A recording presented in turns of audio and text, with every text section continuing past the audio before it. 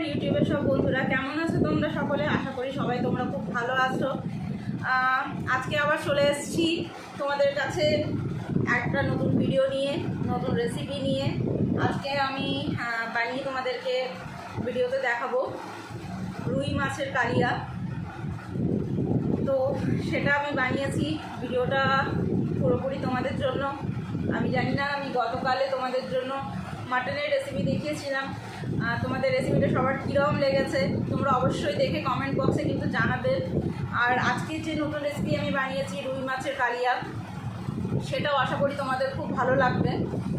সেটাও তোমরা সবাই মিলে বাড়িতে বানিয়ে দেখো, আশা করি সবার খুব ভালো লাগবে। আমার পুরো ভিডিওটা দেখো, কেমন হয়েছে না হয়েছে সেটা কিন্তু অবশ্যই আমাকে কমেন্ট করে জানিও। তোমরা যদি আমাকে একটু কমেন্ট করে না বলো যে পাপিয়া এটা ভুল হচ্ছে বা ওটা ভুল হচ্ছে, তুমি এটাকে চেক করো, এখানে ভুল হচ্ছে বা তোমার এটা মিস্টেক হচ্ছে, তো তাতে আমার কিছু খারাপ লাগবে না, কিন্তু তাতে তো আমার ভালো হবে, আমি তোমাদের কাছ থেকে নতুন কিছু শিখতে পারবো।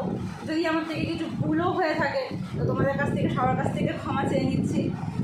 কেননা তোমরা যদি আমাকে সাপোর্ট না করো তাহলে আমি এগিয়ে যেতে পারবো না। তোমাদের সাপোর্টটা আমার কাছে খুবই দরকার, তোমাদের সাপোর্ট ছাড়া আমি কিছুই করতে পারবো না। অনেক আশা নিয়ে আমি ইউটিউবে ব্লগটা স্টার্ট করেছি, ভিডিওটা স্টার্ট করেছি, আমার চ্যানেলটা বানিয়েছি। তো সেই রকমভাবে আজকেও একটা নতুন রেসিপি নিয়ে তোমাদের সামনে তুলে ধরলাম। তোমরা অবশ্যই পুরো ভিডিওটা দেখো, পুরো ভিডিওটা দেখে বাড়িতে যেরকমভাবে আমি বানাচ্ছি সেরকমভাবে বানিয়ে রেসিপিটা খেয়ে টেস্ট করে বলো কেমন লাগছে না লাগছে। আর অবশ্যই করে আমার ভিডিওটা লাইক করবে, শেয়ার করবে, আমার চ্যানেলটাকে সাবস্ক্রাইব করবে, কিছু ভুল হলে ক্ষমা করবে। আর চলো তাহলে শুরু করা যাক নতুন রেসিপি, আজকে রুই মাছের কালিয়া। আজকে আবার তোমাদের জন্য একটা নতুন মেনু নিয়ে চলে এসেছি, রুই মাছের কালিয়া বানাবো আজকে। এখানে নিয়ে নিয়েছি কেটে রাখা রুই মাছ। রুই মাছগুলো আমরা মিডিয়াম সাইজের প্রত্যেকটা কাটিয়ে নিয়েছি। এখানে আছে আমাদের আলু, এরকম লম্বাভাবে কাটা আলুগুলো, 3টে মিডিয়াম সাইজের আলুকে আমি কেটে নিয়েছি, মিডিয়াম সাইজের আলুকে। এখানে আমি কড়া গরম হতে দিয়েছি, কড়া আমাদের গরম হচ্ছে। আর এক ঝলক দেখে নেব কী কী মশলা নিয়েছি। এখানে নিয়েছি পেঁয়াজ বাটা, এর মধ্যে টমেটো, অর্ধেকটা টমেটো রয়েছে, একটা মিডিয়াম সাইজ পেঁয়াজ রয়েছে, আর 2টো কাঁচা লঙ্কা রয়েছে। এখানে নিয়েছি 2 টিস্পুন আদা রসুন বাটা। এখানে নিয়েছি 2 টেবিল স্পুন ফ্যাটানো টক দই, একটা গোটা তেজপাতা, 1.5 টিস্পুন কালো জিরে, 1 টিস্পুন হলুদ গুঁড়ো, 1 টিস্পুন ধনে গুঁড়ো, 1/2 টিস্পুন জিরে গুঁড়ো, 1/2 টিস্পুনের থেকেও কম কাশ্মীরি মির্চ পাউডার, আর 2 চুটকি গরম মশলা। আর আমরা এখানে নিয়ে নিয়েছি সর্ষের তেল। সর্ষের তেল আমাদের এখানে 100 ml রয়েছে। এই পুরো তেলে আমরা মাছও ফ্রাই করব, আলু ফ্রাই করে নেব, আর পুরো মাছের কালিয়াটাও বানিয়ে নেব। চেষ্টা করব যেন কম তেল দিয়ে, যতটা পারা যায় কম তেল দিয়ে বানানো, কারণ আমি বেশি খুব একটা তেল দিতে পছন্দ করি না। চলো রান্নাটা শুরু করা যাক। এরপর কড়াই আমাদের গরম হয়ে গেছে, আমরা এরপর এটার মধ্যে তেলটা দিয়ে দেবো। কড়াইয়ের মধ্যে কড়াইয়ে সর্ষের তেল দিয়ে দিচ্ছি আমরা।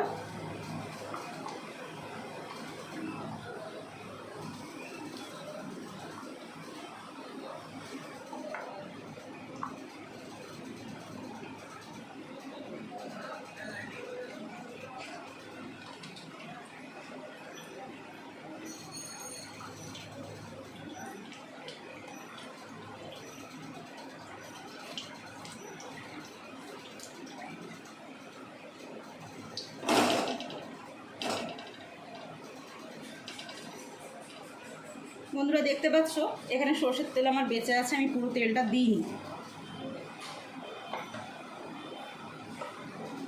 তেলটা আমার গরম হোক, ততক্ষণে আমি মাছের মধ্যে নুন হলুদ মাখিয়ে নেব, দিয়ে মাছটা ভেজে নেব। তেল আমার গরম হচ্ছে, মাছের মধ্যে আমি বাটিতে যে তোমাদের হলুদ গুঁড়ো দেখালাম তার মধ্যে থেকে একটু হলো, আর এই চামচে 1.5 চামচ পরিমাণ নুন দিয়ে দিলাম। নুনটা সবাইকে খাবারের মধ্যে আন্দাজ মতন দিতে হবে। এরপর আমরা কড়ায় তেল আমাদের গরম হয়ে গেছে, একটা একটা করে মাছ ছেড়ে দেবো।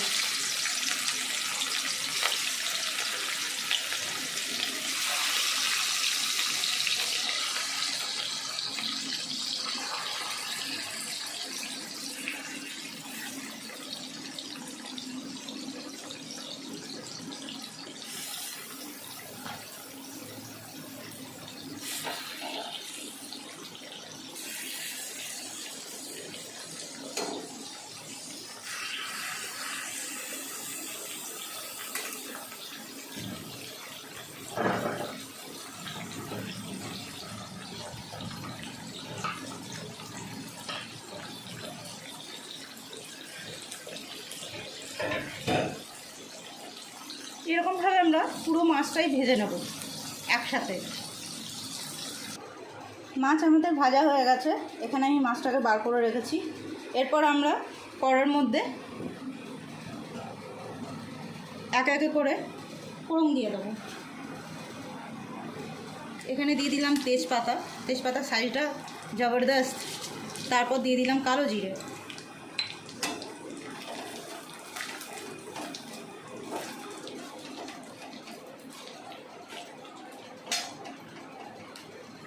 এরপর দিয়ে দিলাম নুন হলুদ মাখিয়ে রাখা আলুগুলো।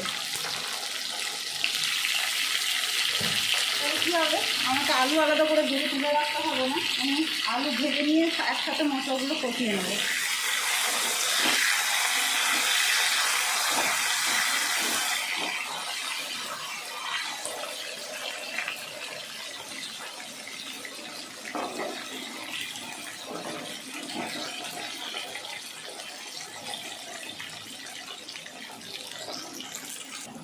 বন্ধুরা, আলু আমাদের এখানে ভাজা হয়ে গেছে কালো জিরা আর তেজপাতা ফোড়ন দিয়ে।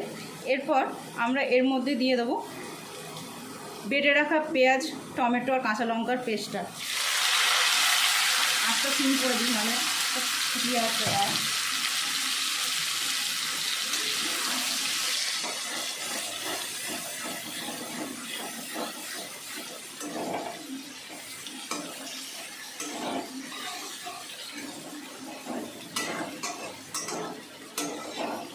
অনেকে মাছের কালিয়াতে আলু দেয় না, আমি আবার একটু আলু দিয়ে দিই এই কারণে, কেননা এখন তো পা ভাঙা আছে বলে আমি বাড়িতে রয়েছি, ওয়ার্ক ফ্রম হোম করছি। নচেত আমি একসাথে অনেক কটা রান্না করবার সময় পেয়ে উঠি না। জেনারেলি একটা দুটো হয়, একটা ভাজা, একটা তরকারি, মাছ কিংবা চিকেন কিংবা ডিম, যেটাই হোক, হোয়াট এভার, যেটা যেদিন আমার ঘরে যেরকম থাকে সেরকমভাবে বানিয়ে নিই, তাহলে আমার সুবিধা হয়। যেমন মাছের আমি এই কালিয়াটা বানাচ্ছি, তার মধ্যে কটা আলু দিয়ে দিলে আমার হাজব্যান্ডের জন্য সুবিধা হবে, আলাদা করে অন্য কোনো ডিশ বানাতে হবে না। আর যখন অফিস খুলে যাবে তখন তো একটু মুশকিল হয়ে যাবে, কেননা সকালবেলাতে বাড়ি থেকে আমি প্রায় 9টা নাগাদ, 9টা 5 নাগাদ বেরিয়ে যায়। রাত্রিবেলায় বাড়ি ঢুকতে ঢুকতে প্রায় 8:30 9টা, 9টার আগে তো ঢোকা হয়ই না। তার মাঝখানে সকালবেলাতে দুপুরের, রাত্রিবেলাতে এসেই চেষ্টা করি লাঞ্চের কিছু একটা তরকারি রেডি করে রাখতে। সকালবেলাতে ভাতটা বানিয়ে নিই, দুপুরবেলাতে লাঞ্চে ভাতটাই খাই। রিজন হচ্ছে রাত্রিবেলায় ভাত খেয়ে ঠিক ঘুম হয় না, আর রাতে ভাত খেয়ে শুলে এমনি শরীর ভারী হয়ে যায়। আমার তো ওয়েটটা অনেক কষ্টে কমেছিল, অনেকটাই কমে গিয়েছিল, প্রায় 9 কিলো থেকে 10 কিলো কমেছিল। পা ভেঙে ঘরে 1.5 মাস বসে থেকে আবার আমি 10-12 কিলো বাড়িয়ে ফেলেছি। এই হচ্ছে, একবার রোগা হয়ে যাচ্ছি, একবার মোটা হয়ে যাচ্ছি। তো দেখা যাক, পা যদি সুস্থ সবল হয়ে যায় আবার শরীরটাকে কমাতে হবে, নাহলে কোনো জামা কাপড়ই হবে না, তাতে আমার অনেক দুঃখ হবে। এত সুন্দর সুন্দর জামা কাপড় আমার কিছুই হবে না। তো তাই জন্য আমি আলাদা করে অন্য কোনো ডিশ বানাই না, বা মাছের কালিয়ার ভেতরেই আমি আলু দিয়ে দিয়েছি, যেটাতে আমাদের দুজনকার খেতে অনেক সুবিধা হবে। এখানে আলু পেঁয়াজ বাটার সাথে ফ্রাই চলছে, আমার গ্যাসের আঁচটা সিম করা আছে। পেঁয়াজটা ফ্রাই হয়ে যাওয়ার পর বাকি মশলা দিলে, বা আদা বাটা, রসুন বাটা, হোয়াট এভার যেটাই আমরা দিই সেটা খুব ভালো, কেন পেঁয়াজে খুব প্রথমেই যদি পেঁয়াজটাকে আমরা ভালো করে ফ্রাই না করি, পুরো তেলটাই পেঁয়াজটা টেনে নেয়। আর যেখানে আমি মাটন হলে ঠিক আছে বা চিকেন হলে ঠিক আছে, বাট বাকি রান্নাতে আমি তেলটা খুব কম দিয়ে রান্না করি। বেশি একগাদা তেল দিয়ে খেলে তখন আমার একটু হজম হতে অসুবিধা হয়। যতটা পারি আমি কম তেলেই রান্না করি। তোমাদেরকে দেখেছিলাম যে তেলটা আমি দিলাম কড়াইতে, সেই তেলের মধ্যেই আমি সমস্ত মাছগুলো ফ্রাই করলাম, আলুগুলো ফ্রাই করলাম। এবার মশলা ফ্রাই পুরো কালিয়াটা তার ভেতরেই রান্না হবে, আলাদা করে অন্য কোনো তেল আমরা দেব না এটার মধ্যে। পেঁয়াজ আমাদের ফ্রাই হয়ে এসছে, পেঁয়াজের গা থেকে তেল ছেড়ে দিয়েছে। এরপর আমরা এর মধ্যে আদা রসুন বাটাটা দিয়ে দেবো, দিয়ে আমরা আদা রসুন বাটাটাকে ভালো করে ফ্রাই করে নেব। ফ্রাই আমরা ততক্ষণ পর্যন্ত করব যতক্ষণ পর্যন্ত মশলার গা থেকে তেল না ছেড়ে যাবে। পেঁয়াজ, আদা, রসুন, টমেটো, কাঁচা লঙ্কা বাটা পেস্ট দিয়ে আলুর সাথে ফ্রাই হতে হতে খুব সুন্দর একটা রং নিয়ে এসছে। তার মধ্যে আমাদের টমেটো বাটাটা পেঁয়াজ বাটার মধ্যে একটা গোটা এই রকম মিডিয়াম সাইজের, মানে একটা যদি বড় টমেটো না তার অর্ধেকটা। আমার টমেটোটা অনেকটাই বড় ছিল, একটা টমেটো অনেকটাই বড় ছিল, তো আমার যেহেতু মশলার পরিমাণটা অনেক কম ছিল আমি তার থেকে অর্ধেকটা টমেটো কেটে পুরো নিয়েছিলাম। তোমরা যদি ইউজ করো মিডিয়াম সাইজের একটা গোটা টমেটো নিয়ে নিতে পারো, কেননা টমেটো পিওরে মাছের কালিয়া বানাতে গেলে লাগে, তো সেই হেতু নাহলে মাছের কালিয়ার ভেতরে সেই টেস্টটা আসে না। কেউ চাইলে টমেটোর পরিমাণটা খুব বেশি দিতে পারে, আমি টমেটোর পরিমাণটা একটু আমার স্বাদ মতন মিডিয়ামভাবে রাখি, তাতে খেতে খুব একটা খারাপ হয় না বা টেস্টের মধ্যে খুব একটা চেঞ্জেস আসে না। রঙটা যে একদম কটকটে লাল, সেই লাল রঙটা একটু কম আসে। টমেটো পিউরিটা অনেকটা বেশি দিলে অনেক বেশি আসে, একটু কম দিলে তার মধ্যে কম আসে, তাতে কোনো সন্দেহ নেই। আমাদের মশলার গা থেকে আস্তে আস্তে করে তেল বেরোচ্ছে। এরপর আমরা একটা একটা করে গুঁড়ো মশলাগুলো দিয়ে দেবো। হলুদ গুঁড়ো,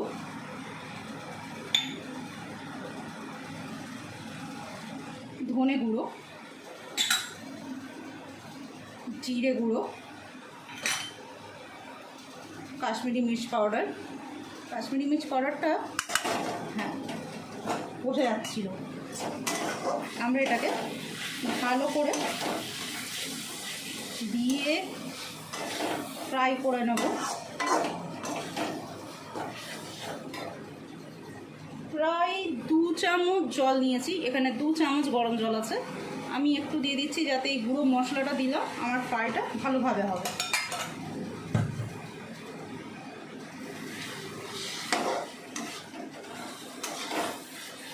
এবার এই মশলাটা খুব ভালোভাবে ফ্রাই হবে যতক্ষণ এর গা থেকে ভালো করে তেলটা না ছাড়ে। পুরো মশলাটাই কিন্তু সিম আঁচে ফ্রাই হবে, না মিডিয়াম আঁচ না হাই আঁচ। হাই ফ্লেমে তো হবেই না। আমি বারংবারই বলে দিই, আমি জোরে ফ্লেম দিয়ে রান্না করার পক্ষপাতিত্ব নয়, বিকজ বেশি জোরে ফ্লেম দিলে এক তো হচ্ছে বাসনপত্র পুড়ে যায়, তাতে আমাদের খাটুনি অনেক বেশি। 2 নম্বর হচ্ছে সিম মাছে যদি তোমরা কোনো মশলা ফ্রাই করো, তো যে কোনো মশলা ফ্রাই খুব সুন্দর হয়, তার থেকে মশলার কাঁচা গন্ধটাও চলে যায়।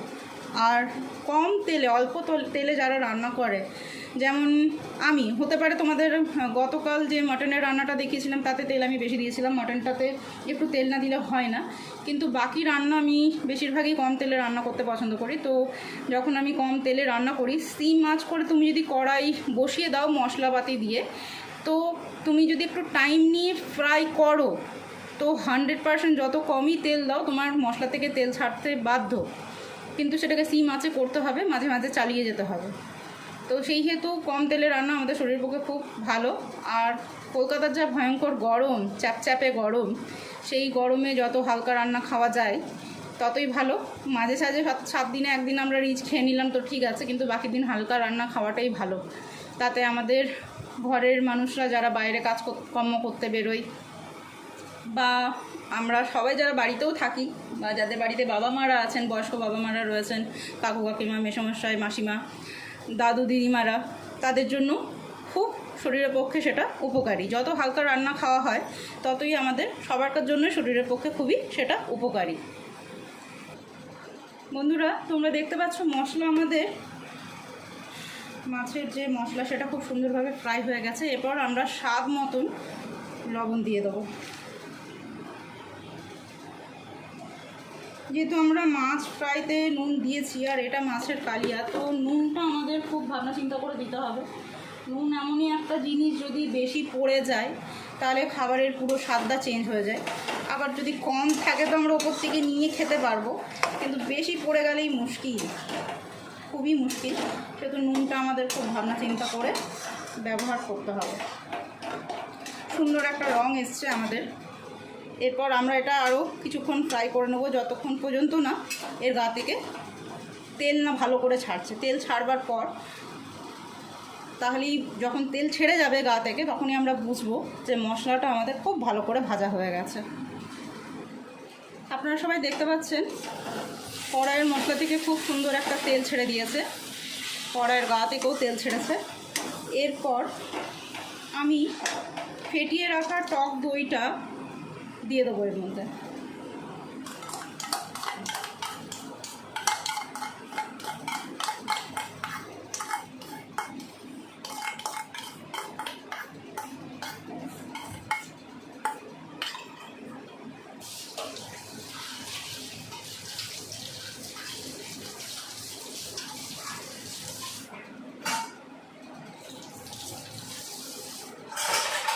দিয়ে খুব ভালো করে মিক্স করে নেব।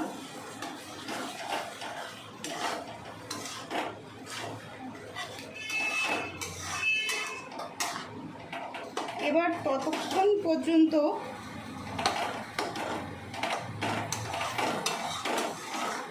মশলাটা ফ্রাই করব আমরা, যতক্ষণ পর্যন্ত না ভালো করে মশলাটা ফ্রাই হয়ে যায়, আবার পুরো মশলার গা থেকে আবারও করে তেল ছেড়ে আসবে। বন্ধুরা, তোমরা দেখতে পাচ্ছ খুব সুন্দরভাবে মশলার গা থেকে আস্তে আস্তে করে তেল ছাড়ছে। আমাদের মশলাটা দইয়ের সাথে খুব সুন্দরভাবে ফ্রাই হয়ে গেছে, একটা খুব সুন্দর সেন্টও উঠছে। এবার বলবে দিদি তো বলছে সেন্ট উঠছে, আমরা তো কেউ পাচ্ছি না, আমি পাচ্ছি। খুব সুন্দরভাবে ফ্রাইয়ের সাথে সাথেই পুরো মশলাটা ফ্রাইয়ের একটা খুব সুন্দর গন্ধ আসছে। আমাদের মশলাটা খুব সুন্দরভাবে ফ্রাই হয়েছে, মোটামুটি মশলার গা থেকে আমাদের তেলও ছেড়ে দিয়েছে। এরপর আমরা আঁচটাকে সিম থেকে একটু সামান্য বাড়াবো, মিডিয়াম ফ্লেম। এতক্ষণ ধরে সিম আঁচেই হচ্ছিল, এরপর সেটা মিডিয়াম ফ্লেমে আমরা করে দিলাম। মিডিয়াম ফ্লেম করার পর জাস্ট 1 মিনিট থাকবে, 1 মিনিট।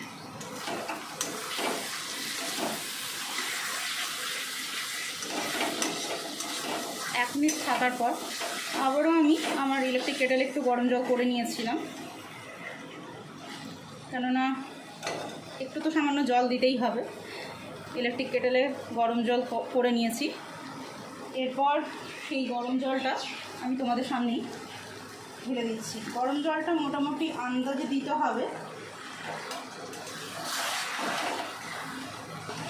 100 ml মতন বা 150 ml মতন গরম জল দিতে পারো তোমরা, যাতে হালকা একটা মাছগুলো দেওয়ার পর মাছটা একটু ফুটে গ্রেভিটা মোটা হয়ে যায়। মাছের কালিয়া জেনারেলি মোটাই হয়, গ্রেভিটা থাকতে একটা ভাব থাকে। কিন্তু অনেক বেশিও জল দিয়ে ফেলো না, তাহলে মাছের কালিয়ার জায়গায় মাছের ঝোল হয়ে যাবে সেটা। তো আমরা এখানে আলুগুলো সেদ্ধ হয়ে গেছে আমাদের। আঁচটা একটু সিম করে দিই। আঁচটা সিম করে আমরা একে একে মাছগুলোকে দিয়ে দেবো।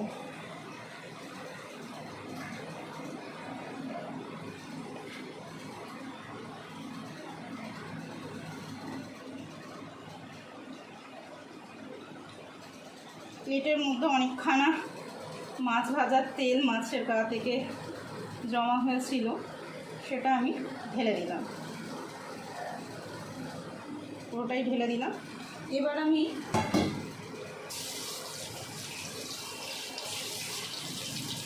খুব আলতো হাতে, বেশি তাড়াহুড়ো করা যাবে না, মাছটা পুরো মশলার সাথে মাখিয়ে নেব।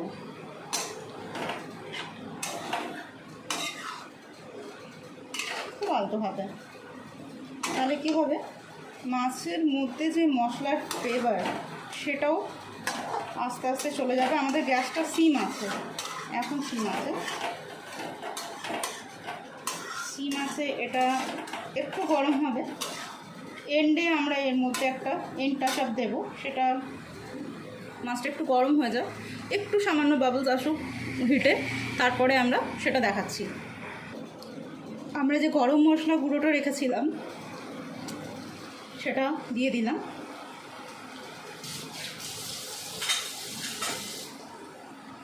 এটা দিয়ে একটু মিক্স করে নেব যাতে ফ্লেভারটা গরম মশলার পুরো খাবার সাথে চলে আসে।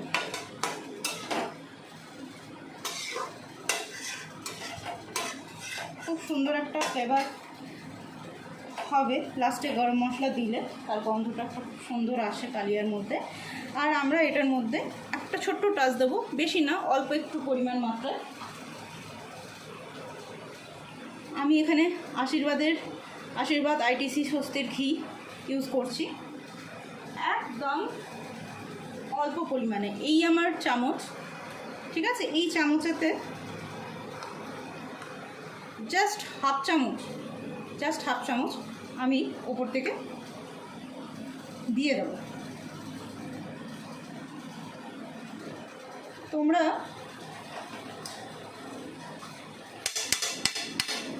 দিলে পরে বুঝতে পারবে যে আমি কেন দিয়েছি বা স্বাদের মধ্যে কি একটা চেঞ্জেস আসে।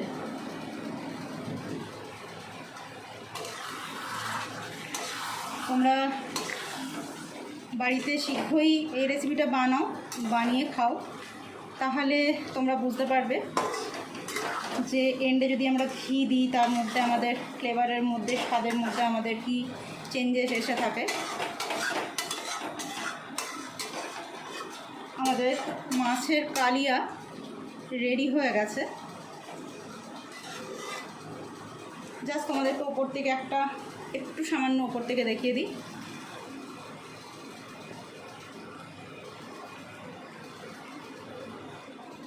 মাছের কালিয়া রেডি হয়ে গেছে। এরপর আমরা এটাকে প্লেটিং করে নেব।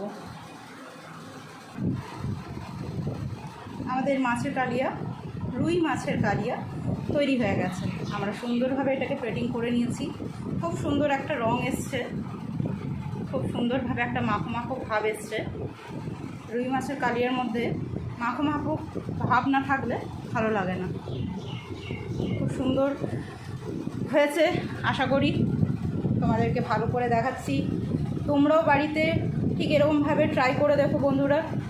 আমি আশা করি তোমাদের সবার খুব ভালো লাগবে। কেমন হয়েছে তোমরা বাড়িতে বানিয়ে খেয়ে দেখো, আর আমাকে অবশ্যই কমেন্ট করে জানাও কমেন্ট বক্সে যে কীরকম লাগছে খেতে, আর কীরকম টেস্ট হয়েছে, কীরকম স্বাদ হয়েছে।